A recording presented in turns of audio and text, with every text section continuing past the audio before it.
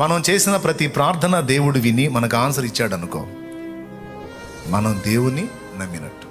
మన నమ్మకం, మన విశ్వాసం కార్యసిద్ధి కలిగించి మనకు అడిగిన వాటన్నిటికీ జవాబులు వచ్చినాయి. మనం అడిగిన వాటికి జవాబులు రాకపోగా దెబ్బ మీద దెబ్బ తగులుతున్నట్టు, ఏబు ఇంట్లో కలిగినట్టు వరుస శ్రమలు కలిగినాయి అనుకో, దాని అర్థం ఏంటో తెలుసా? నువ్వు దేవుణ్ణి నమ్మలేదని కాదు, నువ్వు నమ్మావు. అయినా శ్రమలు వస్తున్నాయి, అయినా ఇబ్బందులు వస్తున్నాయి, అయినా దెబ్బ మీద దెబ్బ తగులుతుంది.